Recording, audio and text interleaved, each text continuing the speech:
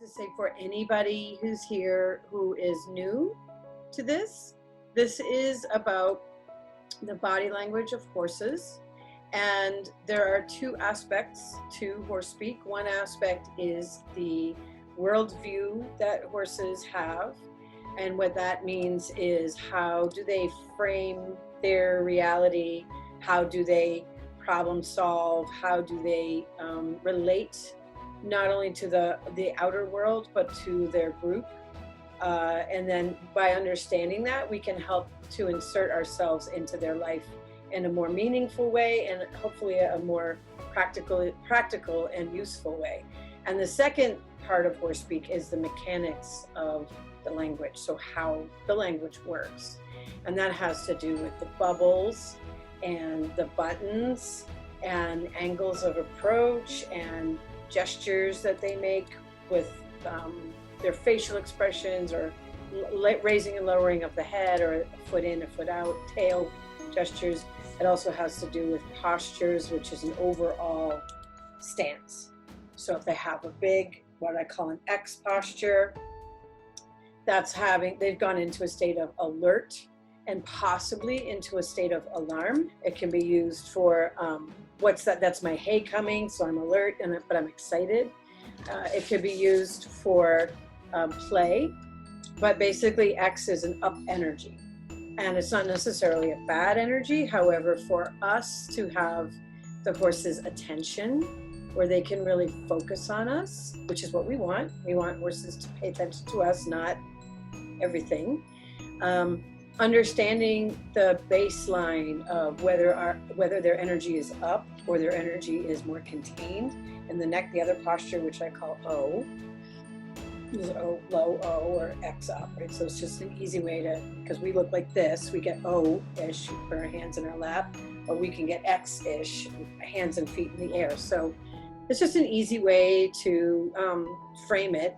There's lots of versions of X and O. There's like middle, like here's an O with a little X. So we have hands and arms, they don't, but they have a long neck and head, and your hand and arm can end up simulating motion. So like here's a horse head, X, shaking it off, and then O, right? So they intrinsically understand certain gestures and postures that we make once we learn to pay attention and make them on purpose.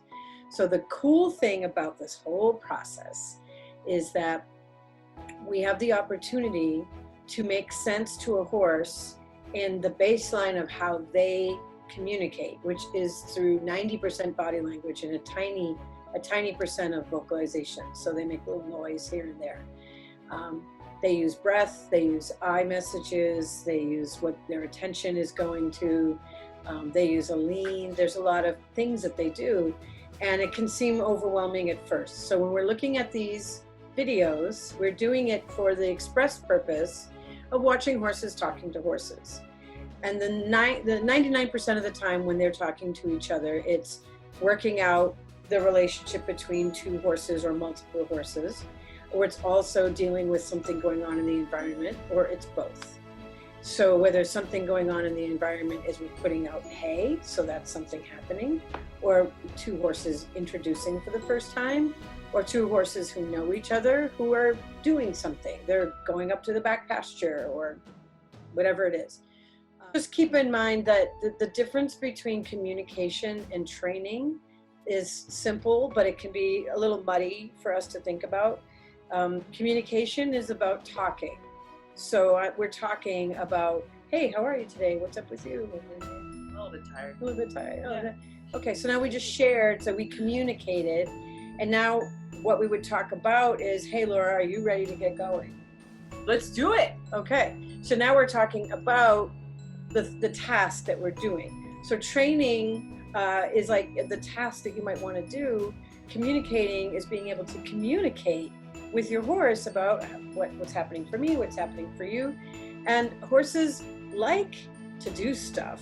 They don't not like to do things. They generally take pride in work and all kinds of stuff. But the more you can communicate with your horse, the better the two of you can show up to the lessons And the horse might have something really valuable to contribute in that lesson. And I've had so many situations where horses are like, I think I know what you're asking me, but I think that we could do it better if you'd listen to me, because I am your partner and I actually have an opinion about how to take this jump. And sometimes they're right, and sometimes they're not right. But if you can communicate through that, you're more likely to arrive on the other side. You're not frustrated, they're not frustrated, and you're both still having a interested and curious attitude about each other and about the work you're doing. And that to me is just more fulfilling. So that's how one way to think about it is communication is talking, training is something you might talk about.